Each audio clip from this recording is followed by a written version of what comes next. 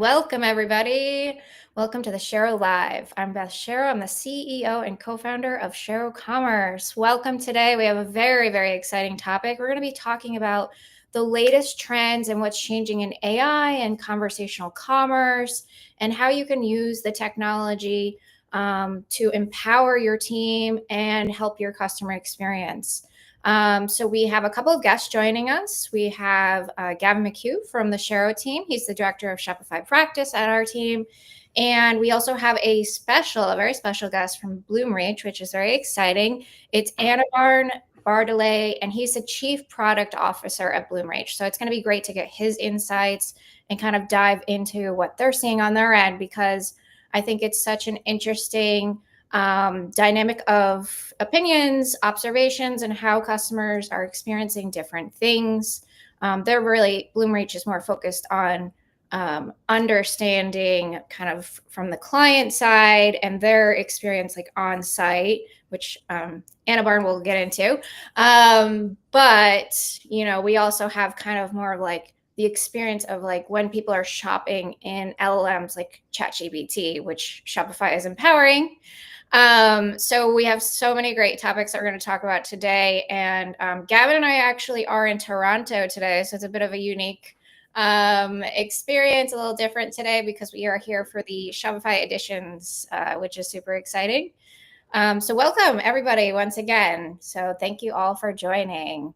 Before we kind of dive into the topic, I'd love Gavin and Anaban to introduce themselves. So Anaban, do you want to get started for us? We'd love to hear, Of course. What you do and, everything about Bloomreach we'll kind of dive into as well. Thank you, Beth, and thanks everybody who's attending. My name is Anirban Bartley. I'm the Chief Product Officer at Bloomreach, and in my role, I'm responsible for all things product strategy, and execution. Beth did talk a little bit about what we do at Bloomreach. Our mission is very simple. We make every interaction of a shopper personal, whether it's on-site, off-site, or even at store. And we do that with Bloomreach Engagement. That's our autonomous marketing solution. With Bloomreach Discovery, that's our autonomous search solution. And then Bloomreach Clarity, that's our conversational assistant that we launched last year.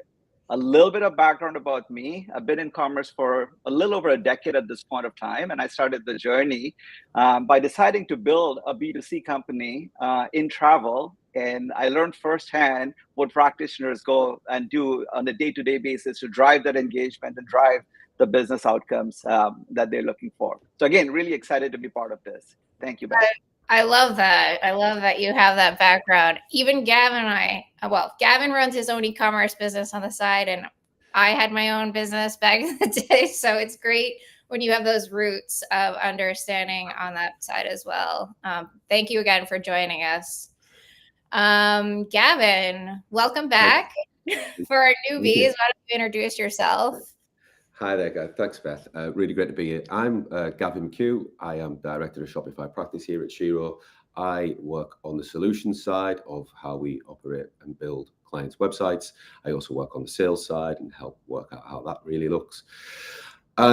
My background, I've worked in web development now for 25 years. I've owned probably more than 20 e-commerce sites in that time. I've sold numerous, so I kind of come from a kind of doing it background, but I'm a developer as well, so I kind of learned to build all these tools. That was my real skill set.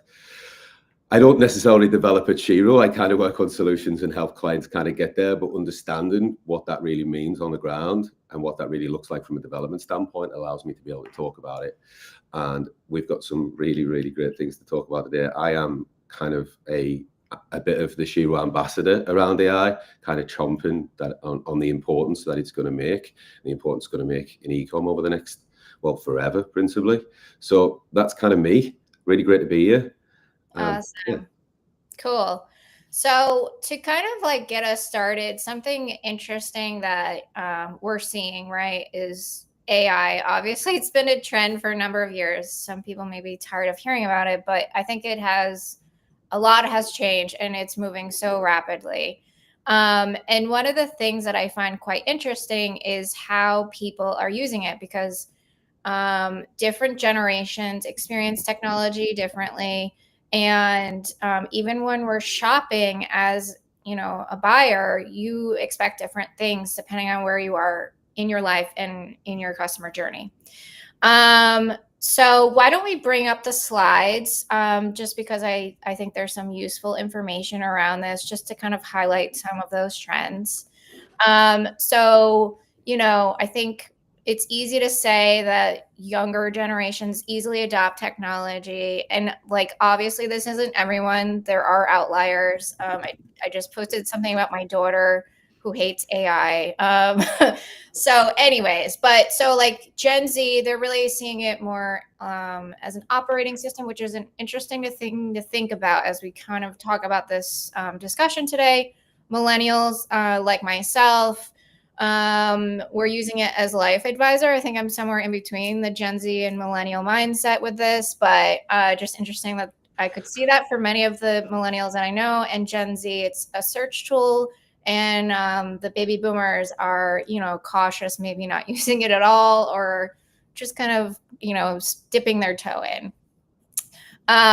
So why is this so important? I think it's important because there's new technology that's evolving that can empower the experience. So an MCP, you may have heard of this or you may not have. But basically, the way I would summarize it is the MCP on a technical level can help connect your LLM, which is your ChatGPT, Gemini, Perplexity, Claude, to different services in a way that is very different from, let's say, like an API integration that's like more bidirectional or one directional, depending on how the API is set up.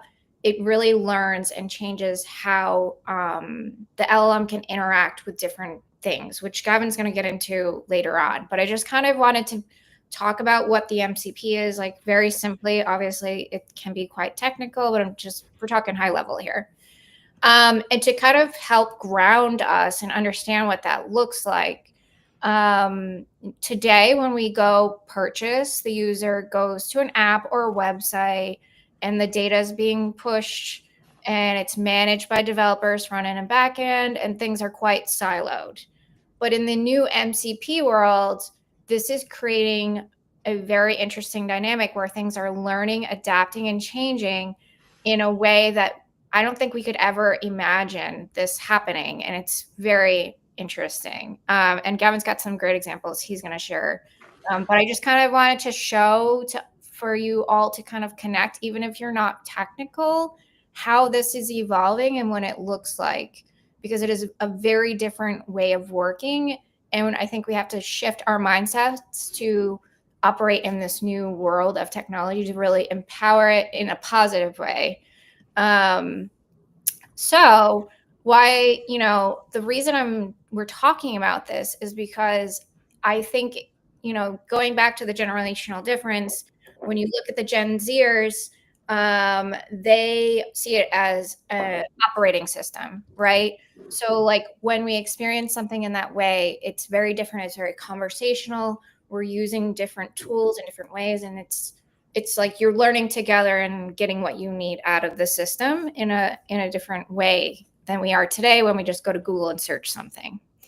So it made me think when I saw Bloomreach's Innovation Fest recently, I was like, wow, there's some really cool stuff that they're doing here. And I just thought it connected so well. And they're already doing these things. Like there are clients using these tools where there's AI integrated, it's conversational, they're using agents for marketing and whatnot. So we have a couple of videos we're going to share to talk about, kind of give you kind of a little bit of flavor about what Bloomreach is doing. We're not getting too far into the weeds, but Kate and Alex both work in e-commerce for the same company with the same goal, making online shopping personal for customers like Sarah here. The problem is, that goal is really hard to achieve. Kate tries to make it work with a bunch of marketing technologies her team has stitched together, and Alex tries to make it work with the search and merchandising technologies his team has stitched together. By the time it reaches Sarah, even the simplest personalization feels really limited. Bloomreach empowers every business to make online shopping personal. It starts with a single view of customer and product data at the center of every shopping experience. That data fuels Lumi, powerful AI that turns a deep understanding of e-commerce into personalized shopping experiences across every touchpoint, from marketing to merchandising, email to site search. Kate and Alex connect the tools they need directly to Lumi. And with Lumi at the center, they can work together to achieve e-commerce growth, even when they're focused on different parts of the customer journey. Create e-commerce experiences that unlock limitless possibilities for everyone. Be limitless with Bloomreach. Woo! Bam! Drop mic. Great promo there. I love how it tells the story about what you're offering so people can really connect to it. So I hope that, in a nutshell kind of explains, but before we kind of get into questions, there's a couple of more things that kind of help you understand how this works. And I wanted to share that with you. So clarity is one of the tools that Bloomreach has, which is really about creating conversations using AI. And before we ask too many questions from Anna Barn, I just wanted to get through some of these videos so you could get a real flavor for what they're offering, because I think it really ties together. Like if you could see from that first video, it's the experience and then going through the whole journey of like how you even manage this on your end as a brand. So I just kind of want to show a couple more things. So bear with us as we share these videos.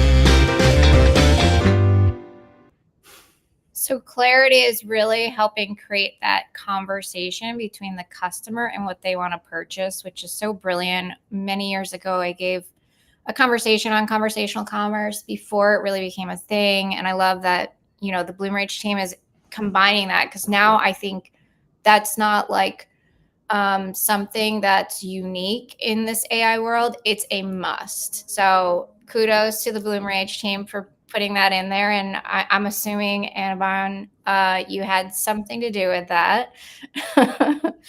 And then, just to kind of bring it full circle, there's also the Lumi tool about personalization. So you're really focusing on, at Bloomreach, autonomous marketing, search, again, the conversational shopping, really creating this suite of products for brands to empower that experience. And the other one that really stood out to me was the AI agents. And this is where I was like, oh, wow, this is something unique that I'm not seeing a lot of other companies do like practically yet. They're talking about it, right? But this is a great video that you announced. I think it's the announcement of the AI agents. Is that correct? So let's watch this and then we can ask all of our wonderful questions. And it's a little bit weird with the slide, so I'm sorry that it keeps starting before I stop talking, but I'm going to go ahead and play the final video. Agents have 3 clear benefits. First, they build campaigns better and faster. Agent-built campaigns yield higher engagement rates and conversions. Agents also take over the entire end-to-end process, including content, design, and more, reducing the dependency on our other teams like IT. Second, they'll scale up personalization to true one-to-one individualized experiences. Agents make a never-ending series of decisions and content adjustments, making each path in the journey of a customer truly unique. Agents can also make an infinite number of content variations, truly delivering on that dream of personalization. Third, agents continuously learn and optimize. And they do this in real time with every engagement. Agents automatically change campaign structure and content to continuously hit business goals, adapting to trends and shifting consumer sentiment. Imagine if you could make that decision as a human every single time. That is what agents can do for you. They're always learning on your behalf. So obviously there's way more to that, right? I'm sure you have so much to add here. Let's bring the slides down so we can get everybody's face in here, and Anabaran can kind of comment.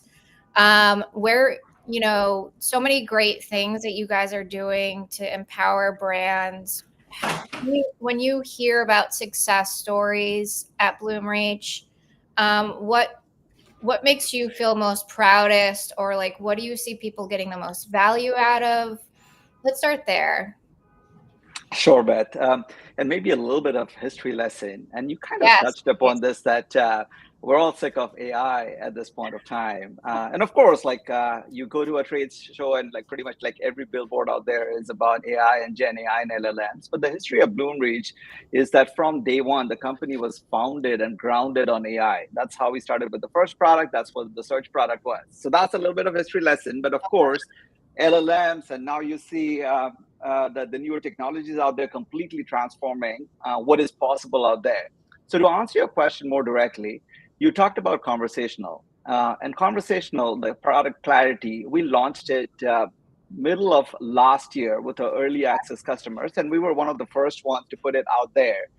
And what I'm really proud of is this is not a theory anymore on the kind of experience that you can have, on the impact that we can have. We're live with the likes of Vans, with Harley Davidson, with the DFGs. We operate in 17 different countries at this point of time. As a case in point, and in terms of the impact that we're seeing tremendous engagement. Like TFG, Bash.com, a South African retailer, they're seeing about 35% improvement in conversion rate and 30% improvement in RPV. The numbers are unreal, right? Like we have all been in commerce. Scary. and it's not an anomaly, right? So we're seeing this over and over again at this point of time with our customers, especially on the conversational part, on what it can drive. And we obviously expected it, right? Because the whole premise was, hey, we want to recreate that experience that we have when we go to a physical store. We could never do this till now, and now we are able to finally do that in a digital experience. Yeah, so interesting. What about like, so it's helping conversion. Is it easy to set up? Like from what I saw from the demos, it seemed fairly easy to get started. Why don't you tell our guests a little bit about what it looks like to like onboard with Bloomreach, so that they can understand that not only do the tools empower them and make it easy, but like that you fully support them getting onboarded, and what that kind of looks like for that team, because sometimes taking on new products like this can be a little bit daunting. Change is hard, so I'd love to hear that side of it as well. Yeah, for sure. From an onboarding and the ease of setup, there are two different dimensions on how Clarity operates. First of all, from a pure technical implementation part of it, it's pretty straightforward. Essentially, we have a series of web layers, as we call it, that essentially allows somebody to inject that content on any part of the website. And I'll talk about it because when we think about conversations, we all think about, oh, there is this one interface, the chatbot interface, where we can interact. And Clarity is much more than that. From a technical standpoint, very, very simple. If you're a Shopify customer, you can essentially hook that up with your Shopify experience as well. Now, from an onboarding standpoint, where the world is, and we're of course getting to the point where we're maybe like almost at the hump or past the hump of like trying to experiment with conversations. But the reality is that everybody's interested, but at the same time, everybody's a little wary of how this is going to work, and they don't really want to tarnish the brand reputation with their shoppers. What we do with Clarity is we leverage the power of our platform to essentially give the power to the brands. They can decide when and how Clarity gets surfaced to the customer. It doesn't have to be a dumb chatbot sitting on the side where I come in and say, hey, I need help, right? it can listen and it can see what I'm doing as a shopper. Maybe I'm like spending way too much time and it's figuring out that, hey, Anirban hasn't quite figured out a product that he's looking for, but understands that Anirban's looking for a pair of running shoes. That's when clarity is going to surface, much like an in-store sales rep going to ask me a question, which is about, hey, it looks like you're looking for a pair of running shoes. The pair that you picked has XYZ attributes. Is that what you're looking for, right? So that's an experience that we can power. We drive this with AI. We give the control to the brands to figure out when and how they want to surface it. The other part of clarity is beyond the chatbot experience. You can have these conversations come to life in any part of your commerce experience. It can be in your PLP. We can essentially take like spaces from your product grid. It can be in your PDP. When you're looking at a product and you have some detailed questions, it's going to come pre-configured with some questions, but you can also start a rich conversation experience there as well. Our whole hypothesis is that you can basically make this commerce experience way richer when you can have the back and forth engagement with the shoppers. 100%. Yeah, I loved the part that you were talking about. It's that you have options of where you put it and what that experience looks like. And when you were talking, the first thing I thought of is virtual assistant. Mm-hmm. Instead of it being like a chatbot vibe, to me, it feels more like someone that's helping you along your journey. And that could look different for different people in a way, depending on what they're doing. Because you mentioned how it can be intelligent enough to understand like what you looked at before and what you're looking for. And maybe you ask it a question and then it's constantly learning as you go along in the journey. So I think that's pretty interesting. Because I've seen other like conversational chatbots, let's call them, but I don't think they're quite as intuitive yet as your tool is. So that's really amazing. Yeah, I had a question on that, Beth. And this is around personalization across different channels and devices. So like, how do you personalize? And this is kind of what I'm kind of thinking about, is how you personalizing that across different devices and across different channels to keep, what's the track of attribution? I'm a bit more, I'll go a little bit more technical now, but like, how are you tracking that? How do you do that across devices? I'm kind of really interested to hear that. Yeah, totally. I mean, that is basically the DNA of what we stand for. That's our mission statement, that we make every interaction personal. And the way we do that is, of course, it starts with a very rich understanding of the customer and product data. And when I talk about customer data, it's essentially your first party and zero party data that the brands are collecting, right? And then the world that we're moving towards, that's become even more important. And of course, now that we have this information, when I say we, the brands who are using our products, including Clarity, they can then basically figure out that, hey, Gavin looks like he's a mountain biker and he has purchased all of these different things in the past, right? You're in the life, Gavin. Right? But the question is, see, we have all of this information because you're interacting with, say, an email or an SMS, or because you're interacting with a product search or a browse, and we have all of these signals that we're collecting that we can use to enrich the experience. And conversation happens to be a channel where you're giving us even more signals, right? Like you're basically telling us pretty much everything. This is for my dad's, his birthday is next week. He likes X, Y, and Z. Can you help me? Find me something. And we can have this information now to power that enriched experience, of course, with clarity and conversations, but the same information can be used to feed our personalized search experience. It can go in and feed and enrich that email that gets sent to you as well. Yeah, that's great. A kind of grander question, and this is more like long-term and bigger than this, is I kind of was thinking about this a few weeks ago, where I think there's and this is linked to MCP drastically, but how software stacks, whether it's SaaS or how that links to anything, is going to connect to people's personal LLMs, right? Mm-hmm. So right now, if we think of eCom just as a collective, you have interactions and touch bases that happen either on-site, off-site, on-device, right? That's what we can principally track, and we can react to that tracking, either what you search, what you did. And I kind of thought, well, what happens in a world where that personalization is somehow connected to individuals' LLMs, right? So we somehow get that level of attribution out. This is not like cookie-based tracking. And what that kind of does. Now, I'm sure you've thought about that, like, and how that could potentially impact going forward. But I'm interested if you see it similar to me, how there is a potential in the future where brands as a collective are connected somehow to people's personal LLMs. Do you see it that way? Yeah, so I think where you're going is fascinating. We're scratching the surface of it, right? Like, one of the things that was very interesting to me is when ChatGPT introduced the feature to say, "Tell me what you know about me from all of the different interactions." I was like, "Whoa, okay," Yeah. right? So I think it's not. Like I don't think it is beyond us to think of a world where we have our own personal agents working with a brand agent and helping me do the work of figuring out the right pair Yeah. of shoes or the right pair of mountain bikes without me having to do all of those different work. Now, as human beings, is that going to satiate me or not? I don't know.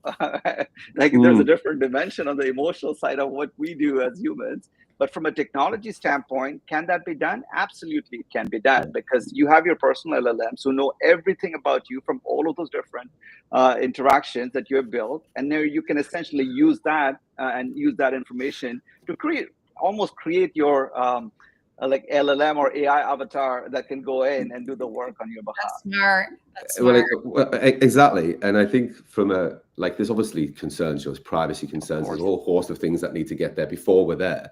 But I think there's inevitability that at some point that will somehow kind of drive what is real, true personalization. And the apps and the platforms that connect into that and really work as the middleware and deliver around that data are going to be the ones that win. And I think yours sounds super amazing. So, like, you've covered a lot of bases. You didn't just go after search, you went after agent search, personalization across the whole board, and it's a lot to tackle. Plus, as well, being AI first. But I think on Beth's point that she mentioned on slide 1, talking about the age ranges and the generational side of this. So depending on your age, depends on how you interact with LLMs. And this is massively important for personalization. So I use my LLM as an OS. Like, it runs my life, like literally runs my life. I have automations triggered in so many different places for so many different things. I'm a super user, right? That's me. And I think kind of as the Gen Zs kind of get a little bit older and they kind of have to do this, they don't do this at school anymore, they do this at work, it'll kind of naturally progress through. I think they'll expect their LLM to provide that level of personalization and understand what that is. Now, does that happen on platform? Does that happen directly in LLM? We're at them really early phases of what that really looks like. But I just kind of wanted to comment on that. But, like, super great that, like, that you see it like I do a little bit. Thanks. Yeah. One more thing to add to that, and then we'll ask another question here, is I was reading something today that was quite interesting, talking about the agents, because we're thinking about processing, like what would that look like. And this person that I read their article, they were talking about it being there's 2 ways of shopping: emotional shopping, and then there's like the more transactional, practical things, like get your toilet paper. My wife and me, Beth. Basically, I'm transactional. She's emotional. Okay. Well, late at night, sometimes the transactional emotion, you're like, oh no, I did it. The box comes in, my husband's like, what's going on? So I feel like the agents on the emotional end could be quite scary for some people, or maybe not give them that fix that they need. So it will be interesting to see how that plays out. But let's switch gears a little bit. What are you seeing that brands love the most about the products that you're offering, or they see the most value from? We talked a lot about clarity, but are there other aspects of the products that you're offering that people are like, this saved my day, or, whatever it might be? Sure. From a brand standpoint, the promise that and the journey that we are on in driving that end-to-end personalization across the entire shopper journey, like, we all have been in commerce forever. Like, we have all been talking about this for God knows how many years at this point of time. But that's the brand promise. That's while we all understand what we need to do, personalization so far has been relegated to personalization by channel. right? And what they do like about our offering is the fact that they can start on one channel or more, and they can expand, and they can truly deliver on the promise of that end-to-end personalization. The email that talks about that amazing mountain bike for Gavin. I'm going to keep using that example now that I know that you don't use it, right? So when you come to the site, you're like Gavin's seeing the same kinds of mountain bikes and seeing the same exact information come to the fore. And even like conversations, right? Like conversations doesn't have to be just on site. It doesn't have to end on site, right? Like you can start that conversation on site. Again, maybe like trying to figure out the right mountain bike for a specific area in the world that you're going to be riding, and then take the conversation over to a completely different channel. Could be WhatsApp, could be RCS, and you can continue the journey, right? That's the value prop. That's a value prop that resonates with our customers. That's what we are delivering. And of course, with Gen AI, with large language models, with agents, with conversations, we're taking it to the next level. Yeah. Brilliant. Wow. That's pretty awesome. So I think we touched a little bit about the future, but how quickly do you foresee, like, because you're on the product end, like you said, Bloomreach has been AI first since the get-go. So I think that puts you in a very unique position where you may see signals, seeing data from your brands or what they expect. What do you see in the next year and 5 years? Like, how will this progress? Or do you still see that maybe some people might resist and it might not move as fast as some people might think it should? Do you have thoughts about that? Yeah, totally. At this point of time, I think like we know and we fundamentally believe that the search experience and the product discovery experience is going to become conversational. Yeah. And the reason for that is twofold. First of all, when you think about the existing experience of keyword-based search, it primarily came about because we got all accustomed to how do you use Google, how do you figure out, how do you create those keywords, and we all have our own techniques of figuring out those keywords, right? And that's a training that Google gave us. And now the Googles and the Amazons and the ChatGPTs and the Perplexities of the world are training us a completely different way of finding products. And that experience is going to become universal. We see this already, again, with the Vans and the Harleys and all of the results that we have. But we do fundamentally believe that the front door experience of commerce is going to become conversational. And conversational is not just about finding the right products, but it can also transcend to the transactional part of it as well, right? Like, let's say that I found that a mountain bike, or Gavin did find the mountain bike that he's looking for based on the back and forth conversations, right? Now he may have a questions about the return policy, right? Like now you're basically getting into the cart and the checkout area, which is beyond product discovery, because we don't want Gavin to be buying a product and returning it, right? We all know what the problem is in our industry, right? So, and then of course, as an example, like plug into Shop Pay, so that with one click now you can basically say, okay, I just want to transact and I want to get this over with, and I can do all of this conversationally without having to use the interface that we are accustomed to. So that's one part. I'm 100% a believer that we're going to shift, and the shift's going to happen within the next 2 to 3 years, right? And the experience that we know of, it may or may not go away. Like Beth, you pointed out, like when I'm looking for a toilet paper, I don't really need to have a conversation, right? Like I know exactly what I'm looking for, right? So maybe the experience that we have right now works just well. But if I'm looking for a mountain bike or a couch, that experience needs and will become conversational. So that's on the front end part of it. Our other belief, and as you saw from the video, is on the back end side of it, what powers those experiences and how that experience gets powered. Our fundamental belief is that now, with the advent of AI agents, we can completely accelerate the process of how do those experiences get created, whether it's on the marketing side and on the commerce site experience side as well, right? And it's not just about creating more things, like as Mira talked about in the video, it's about making decisions that we as humans can't really do, right? Like at scale, right? Like we can make, say, 5 different variations of it, but how about like infinite different variations of something that we want to send out? How about like all of the different campaigns that I really didn't have the time or the wherewithal to think about all of the decisions that I need to make? An AI agent can do those kinds of things. How about a merchandiser who's basically has to respond and figure out what happens in the TikTok and figure out what do they do on their search experience to respond to that? You really can't do that at scale with like, it doesn't matter how many people you have on your staff, and that's what Yeah. we're working towards as well. That's Amazing. amazing. That's so cool. And when I was watching more of the videos talking about the agents and how they empower the marketing team to really focus on the strategy, and it's less of like the grunt work because the agents are kind of empowering that. It's your point. Then you have way more possibilities to create that personalized journey because of the agents, being able to work so quickly, right? So it's very interesting. Yeah, Gavin and I always talk about like a unique, e-commerce experience for everyone. I don't know if we'll get there, but it's something to think about.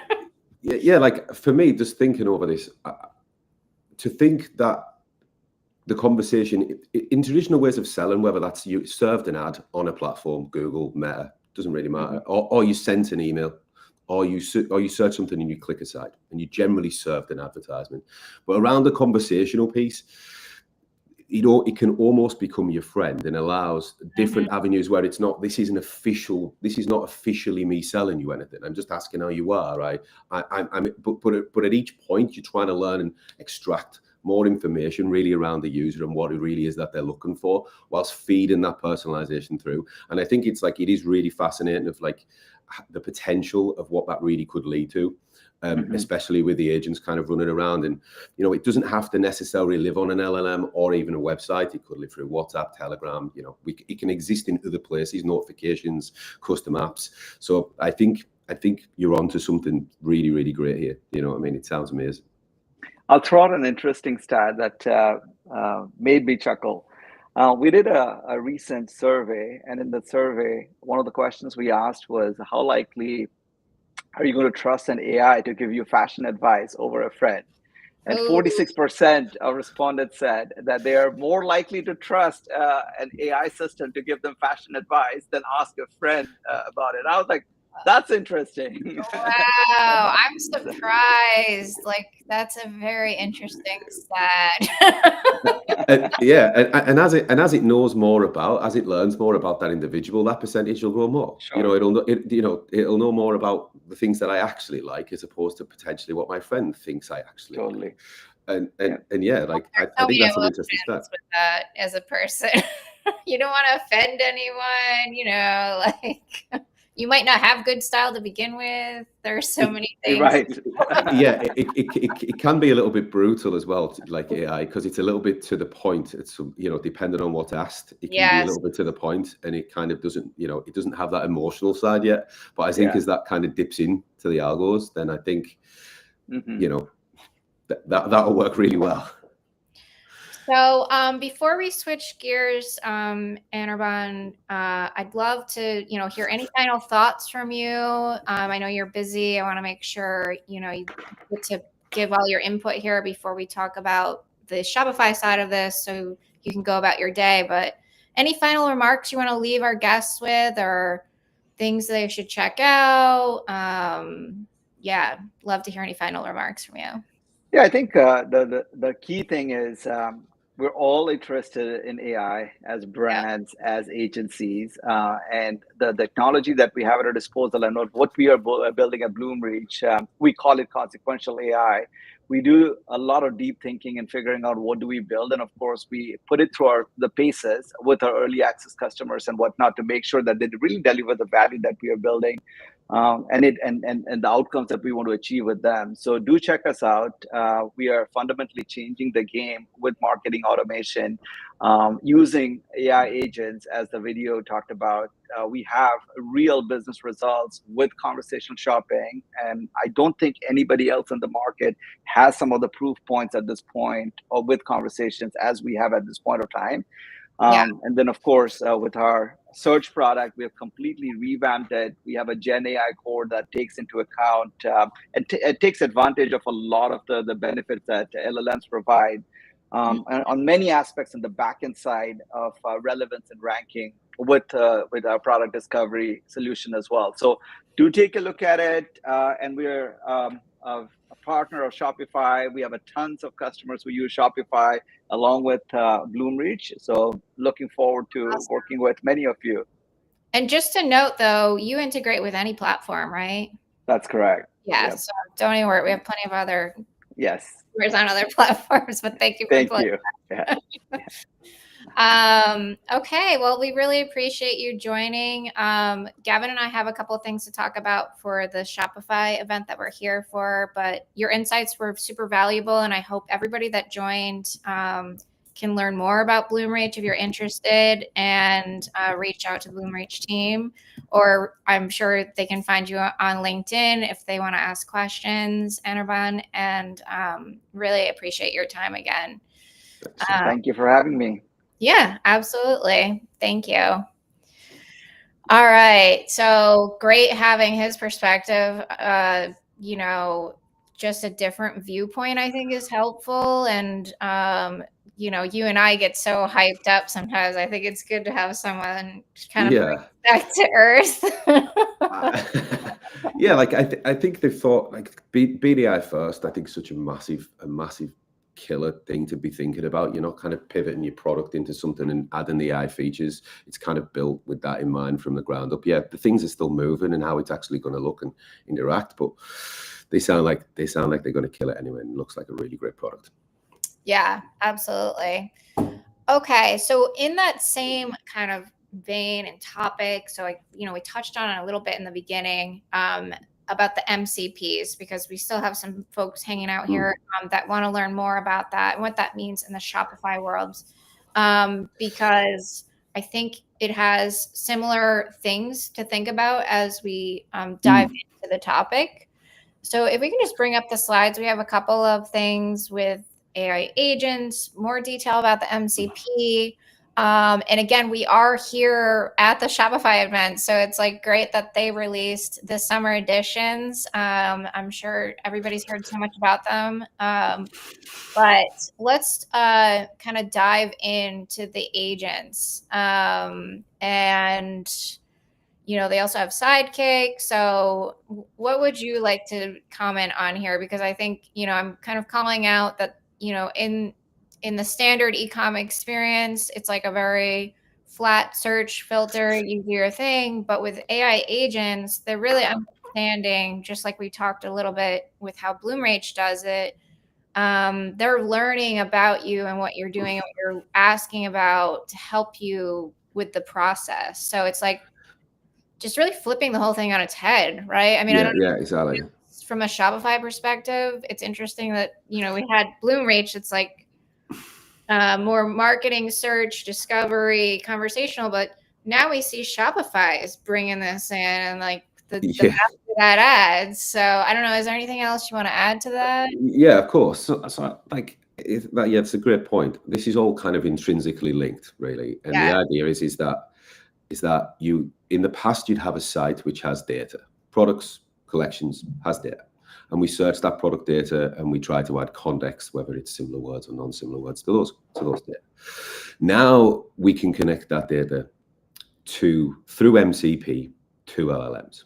And because that data is now then given through the MPC to the LLM understands a lot more than the data itself. It has context. It understands what it actually means. It understands that a kettle goes in a kitchen. It understands that what type of runners use which what it is. And allowing that to be the case, storefront MCP, which I think is the next slide, which is kind of, there's a lot of really, really great features that were released in this edition. It's like loads to get our teeth in. I was mainly interested in the direction of travel, of how Shopify was going to really deliver AI within the platform for agencies and merchants. Now, Storefront MVC was one of the really kind of more interesting parts, I think, of the releases. And I thought it'd be interesting to kind of not talk about, like, we've kind of talked about what MCP is, and it's I wouldn't say it's boring, it's really interesting, but really some real world examples of what that actually could mean and what you couldn't do before. So these are just some examples. You could use an MCP storefront. You could make a conversational product finder. That could be a chatbot, and you could type in and ask it to find you a product, such as find me a waterproof jacket under $150. And even if those words necessarily aren't mentioned, through MCP, the LLM might understand what that is, understand it in context, and serve that result. Equally, you could use this for build and bundle kits. You could say, build me a bundle for a home office. I have $500. my office furniture needs to be black. I need a chair, a lamp, and a desk. And it can go out, search that site, find it, and it could ping that in the chat with an add to cart button for all of them. That's just a really great example of what could work. I hate having to do that stuff, but go ahead. Well, yeah, for the lazy shoppers out there, and there's like these are just 3 examples. I've got at least like I've got a few hundred wrote out, but there's 2 that I'm actually building, and another one I'm showing here is a 0 clicks. So if for repeat orders, if you log into a site, you can say order the coffee that I always order, and then it simply just takes you right to shop here and you check out.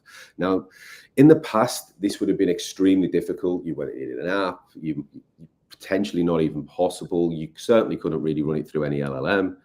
I think now all this is possible. Now, this is so new. I mean, this has literally been out like a week. So I've seen lots of demos in the Shopify dev community of people building examples of this. I'm building a particular example now. I started a couple of days ago. And in this example, this is a price matching example using MCP. So a product is on sale on your website for $100. Your competitor is selling it for $90. The chat, you share the link simply in the chat. The MCP goes off and searches the competitor's site for the same SKU. It finds the product.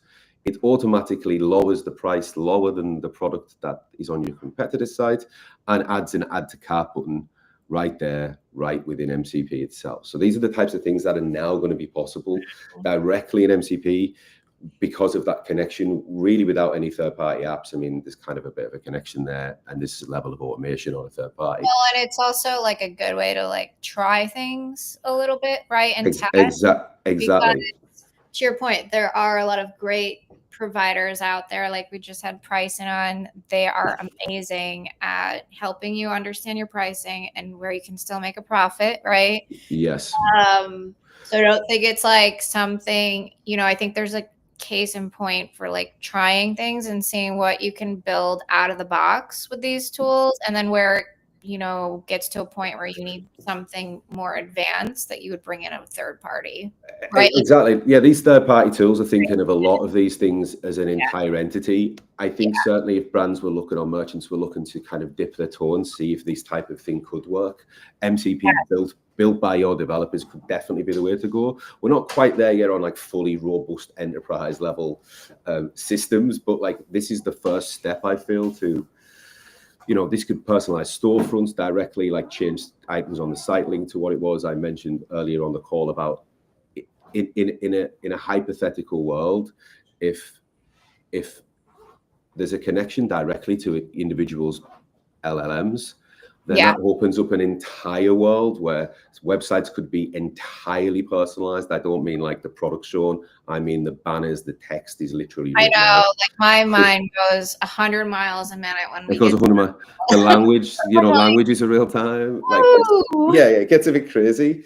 I think we will start to see some of this really crazy stuff like pretty soon, because it is possible, and I think people will try to push the boundaries of it. 100%. Some people are going to be safe, right? And they're going to kind of like wait it out. And then other people are going to just like dive in and fail and win and like learn, like I think it's going to be a lot of like learning in a good way. Like, I don't think you can get into it thinking it's going to be flawless or perfect from the get-go. Like, I think you have to be very agile and have an open mindset, right? Exactly. And you are putting the trust into something that isn't you. There is a bit of a rule engine there that we kind of have to trust to a degree. So there's Yeah. Okay, cool. Great. And then they also announced the Shopify knowledge base. So like, it's funny, when I was reading it, I kind of like just glanced over it. I didn't even think it was like that big of a deal. And then you're like, no, I think that's bigger than you think it is. Or maybe it's not. I don't know. Do you want to explain this a bit more? Yeah. So there was a release. There was a leak a few weeks back about, GPT code showing up in, Shopify code showing up in GPT code, which was true, right? And that's fine. Hinting at it, but I didn't want to say it. How do brands get their content and brands and product information directly into an LLM, ChatGPT, but any LLM, Claude, Grok, anything? Yeah. And there's going to be a number of ways this is going to happen, really. But one of the ways that this is trying to solve is collectively making a user base, so a list of FAQs around your brand that you install an app, You pose a question, and then you answer the question. The difference is it's not like your traditional FAQ app. It kind of directly tries to give that data to the LLM. So the LLM can then share that if the user of that particular LLM has that particular query.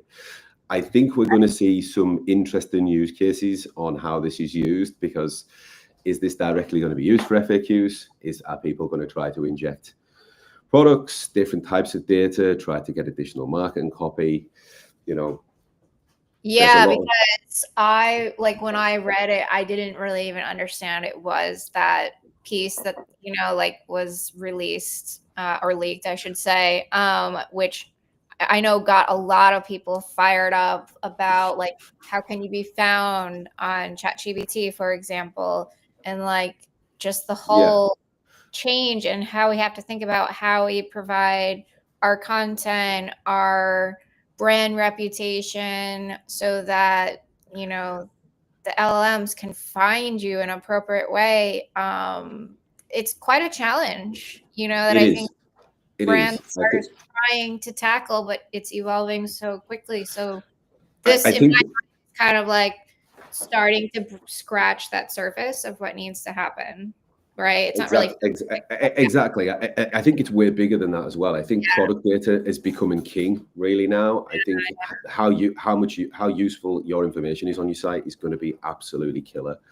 I think every brand and every merchant should really be looking at their data like holistically across the board. And I mean, every piece of data, even if they think it's not contributing to a sale, it's really going to matter in the LLM world. This is obviously just a very small part of that, a way to allow FAQs to be answered around what it is that you're answering. But as a more holistic approach, brands and merchants really need to get onto kind of making sure that their product data is 10 out of 10 across all the boards. Those products that aren't particularly well written, copy, there's missing meta fields, there's missing data in the ERP. I think now is the time that brands really need to pivot into getting all that data in there. They can use AI to get the data in there. We can help them. There's many things we can do around that, but I think that's going to be up the data, right? Because I know that's such a pain point for many brands. It's very hard.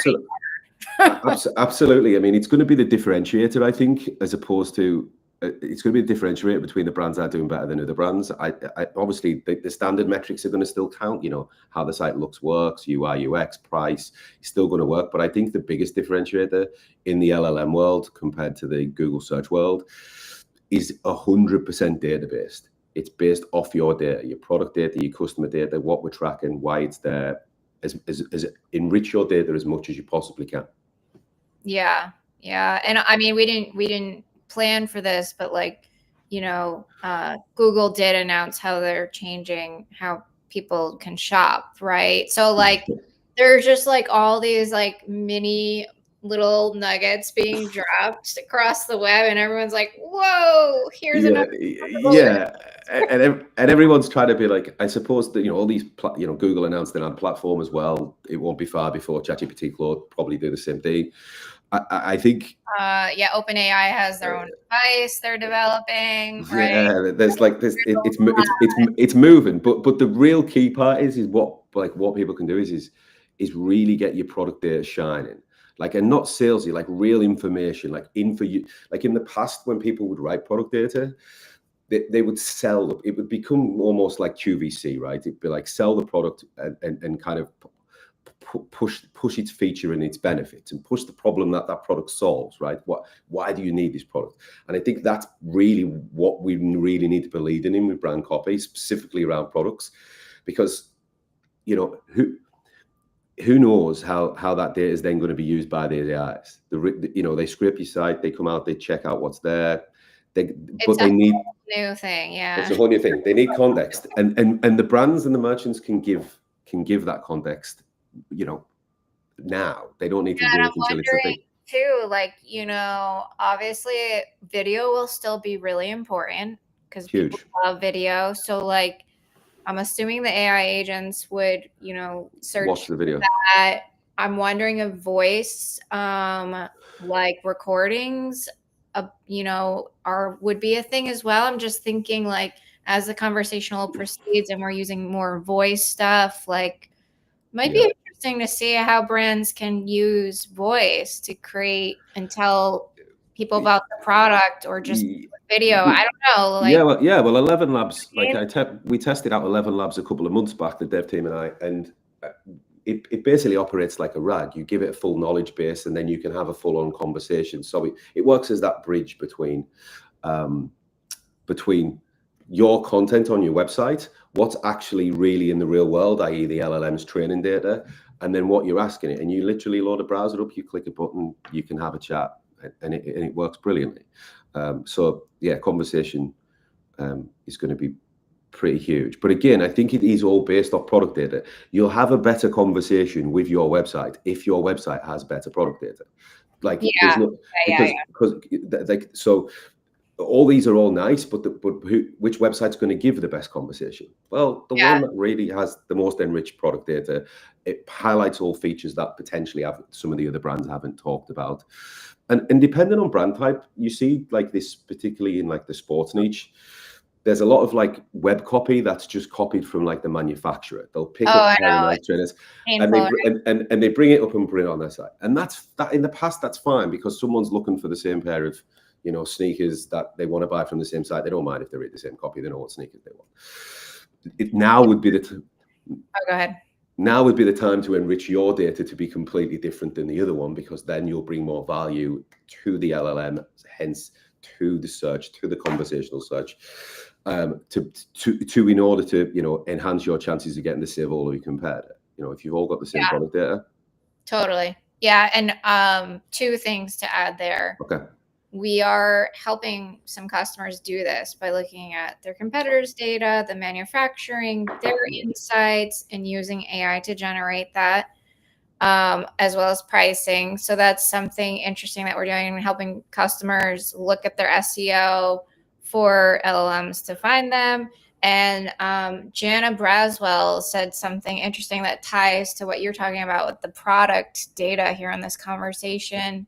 She was at the Akeneo Unlock event. To give some context, so Akeneo is a PIM, which is great. We're talking about product data, right? She said, for AI to work best, product data must be trusted, comprehensive, structured, and as alive as your business. I love that comment and feedback, because I mean, it's like hard to encompass all of that, I think, in some ways, and we're all striving so hard to do that, but like she nails it right there with that comment. I mean, I don't think you or I can say it any better. That's it. Bam, done. Thanks, Jana, for your comment. Awesome. Okay, so just because we're about out of time, Gavin, any final thoughts or anything that you're super excited about to be here at the Shopify Editions Dev event in Toronto? Yeah, I mean, I'm excited about a lot of things, really. There's loads of amazing, things on tomorrow. I'm looking forward to connecting mainly with the community. I like to kind of speak to developers, app builders, agencies, and key people on product at Shopify. I always kind of like to learn about where it's going, what we need to be thinking about next, and how can we help our brands more. So it's kind of more a collective. Yeah, I agree. Yeah, I hear you. And then I just kind of wanted to bring it full circle from the conversation with Bloomreach, because Anabarn kind of mentioned some stats, but I think they do have some really solid data that backs what they're doing, and there's customers actually using their products. It's not just hype. They're doing real things and they're making it happen.